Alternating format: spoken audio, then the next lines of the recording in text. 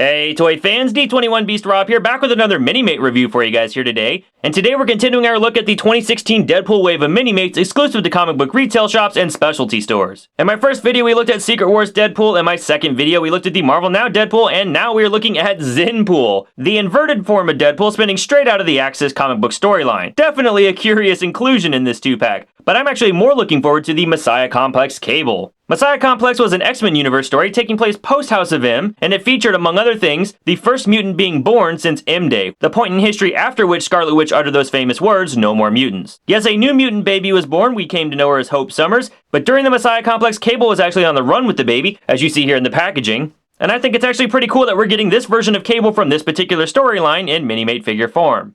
Like we've seen with the other Minimates from this line, we do have that same packaging with the Deadpool cosplaying at the top, of course the Deadpool logo, and then the window box packaging with the figures inside, and then in this case images of Zenpool and Messiah Complex Cable there towards the bottom. Flipping this package around, we've got the Art Asylum Diamond Select Marvel and Minimates logo at the top, we've got a complete lineup of all the Minimates available in this wave, and then we do have a bio for Zenpool, and a bio for Messiah Complex Cable. Alright, toy fans, well that's the packaging. Let's get this pacifist with a mouth and scariest babysitter ever out of the packaging and see what they're all about. Alright, toy fans, here we've got Zenpool and Messiah Complex Cable out of the packaging, and to be honest with you, I didn't actually read any of the material that featured Zenpool, so I don't know a lot about the character, but the look of him I think is actually really nice. Diamond definitely gave us a nice attention to detail on this figure. I like the scarring going down the arm of this Deadpool figure, on both sides actually. I think that the face has actually been done very well, and I love that you can see the smile in his face there. Let's get this pulled in a little bit closer. The eye detail is really clean, the rest of the mask detail is really clean. I'm a fan of the hood. This piece actually slides off the figure if you want it to, but then goes right back on very easily. I like that it's a separate piece from the head and doesn't really restrict the movement of the head so much. I mean, you can pull it off and set the head the way you want it and put this back on. It does hinder a little bit the up and down movement, but overall I think it's a great accessory to add to the figure. The detail on the front of the torso I think looks really nice. And then I like this sort of sculpted detail we have coming down here with the flap in the front. And then we have a little more printed detail on the boots of this figure. The back of the Deadpool minifigure has the white continued from the front, which I think is a nice touch. But other than that, it's pretty plain on the back. But then this Cable figure. This Cable figure I think is the highlight of the set, at least for me. Messiah Complex was a pretty specific story for the X-Men, and Cable didn't wear this particular costume for that long. And honestly, I read that entire run and I don't remember this fur coat that he's wearing, but I do think it's a nice accessory. It's got some sculpted detail going all the way around the piece here on the front and on the back. I like the detail on Cable's arm here with the arm here. We've got a nice sort of sculpted detail for the gauntlets that he's wearing. On the other side here, we of course have his robotic arm, or his technovirus infected arm. The torso for the figure looks absolutely incredible. Lots of sculpted, or printed muscle detail rather. And the paintwork here for the piping going around. The belt looks really nice, a very clean X logo. The face of this figure I think is really awesome. I do wish it would have given his eye a bit of a flash, but you know, they have other Cable Minimates out there for that if you're looking for that look. And then coming down the figure here, we have some printed muscle detail on the front of the figure, and we even have some detail here on the boots. All of it I think came out really, really nicely. But this Cable figure doesn't stop there. Now, I remember this Cable figure, this particular costume anyway, from Mike Carey's run on X-Men. Taking place shortly after the death of Captain America, Cable adopted this outfit and actually led his own team of X-Men characters, including Mystique and Iceman, Sabretooth, and I think even Lady Mastermind and Omega Sentinel were part of the team. Anyway, I remember the costume design for this particular version of Cable having sort of a silent homage to Captain America on the shoulder pad. And we can actually see we have an extra piece here that came with the Cable figure that features a star logo on the shoulder.